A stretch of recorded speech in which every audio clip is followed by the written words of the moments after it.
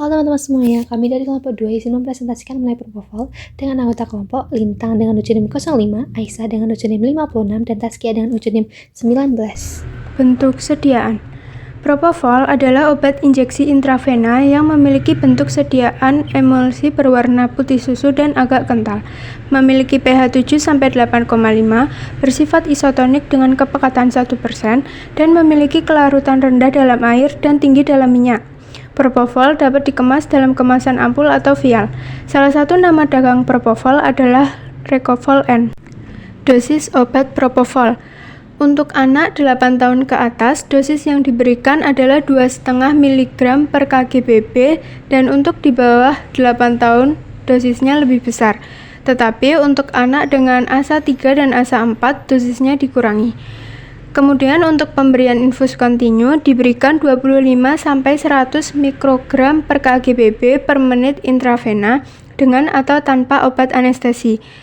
Yang ketiga, untuk anak-anak kecepatan tetesan infus bervariasi antara satu pasien dengan pasien yang lainnya, tetapi biasanya berkisar antara 9-15 mg per kg/BB per jam dan biasanya menghasilkan anestesi yang memuaskan.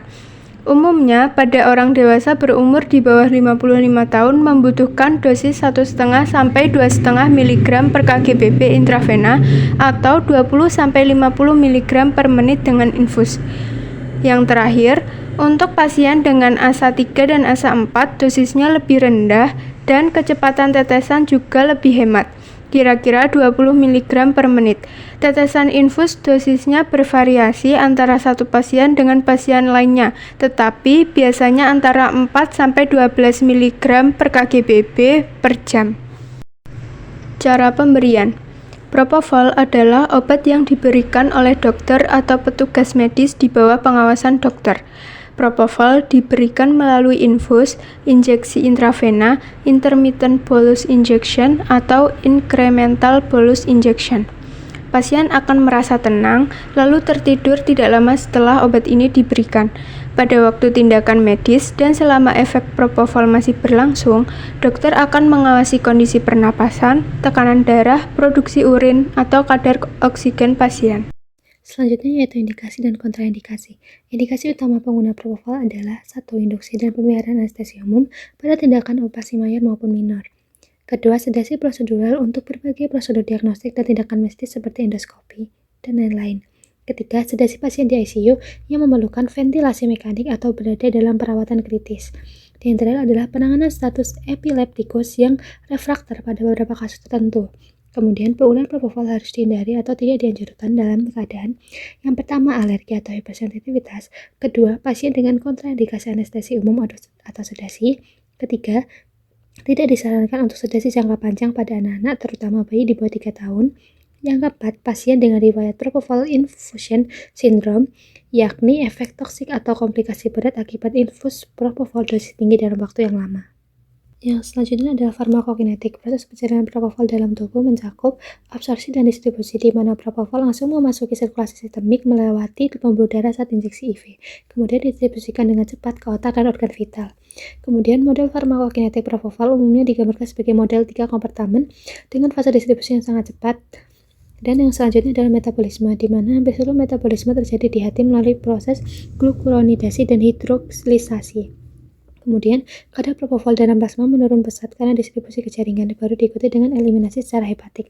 Di antara terakhir adalah eliminasi, di mana waktu paru eliminasi terminal berkisar 1,5-31 jam, namun efek klinisnya jauh lebih singkat. Kemudian, kliransi plasma tinggi, sekitar 1,5 hingga 2,2 liter per menit. Yang terakhir adalah ekskresi utama melalui urin sebagai metabolit yang tidak aktif. Selanjutnya adalah farmakodinamik, di mana propofol sendiri bekerja pada sistem saraf pusat dengan mekanisme sebagai berikut. Yang pertama, meningkatkan aktivitas inhibisi pada reseptor GABA, kemudian menghambat aktivitas glutamatergic melalui blokade reseptor NMDA, kemudian dengan induksi anestesi, sedasi, penurunan kesadaran cepat, dan lain-lain. Kemudian untuk dosis dan efek, dosis induksi sendiri 1 hingga 2,5 mg per kilo. Kemudian kadar darah propofol 2,5 mg per kilo. Kemudian efek hemodinamik dan menyebabkan penurunan tekanan darah rendah.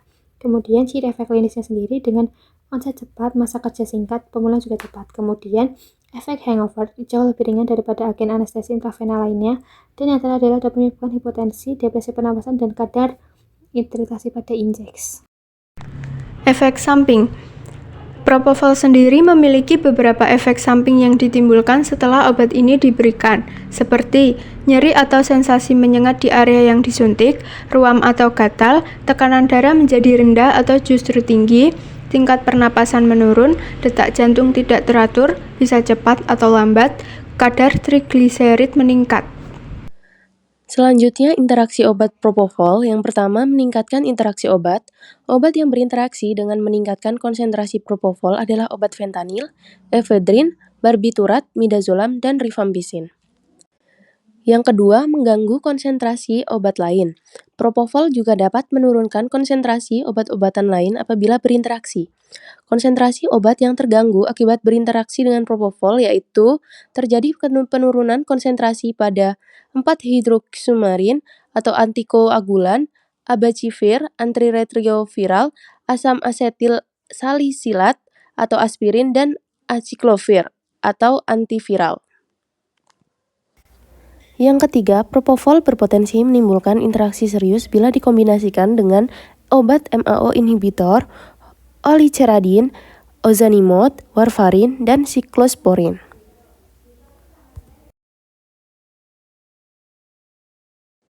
Kemudian tanggung jawab perawat anestesi.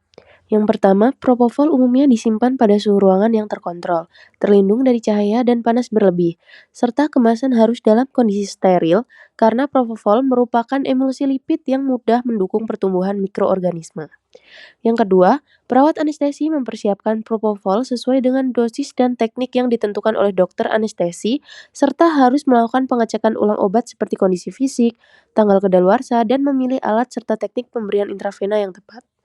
Yang ketiga, selama pemberian propofol, perawat anestesi bertugas memantau tanda-tanda vital, tekanan darah, jenuh jantung, pernafasan, dan saturasi oksigen untuk mendeteksi efek samping seperti hipotensi dan apnea yang sering muncul karena setelah propofol digunakan. Sekian presentasi dari kelompok kami. Bila ada salah kata mohon dimaafkan. Terima kasih.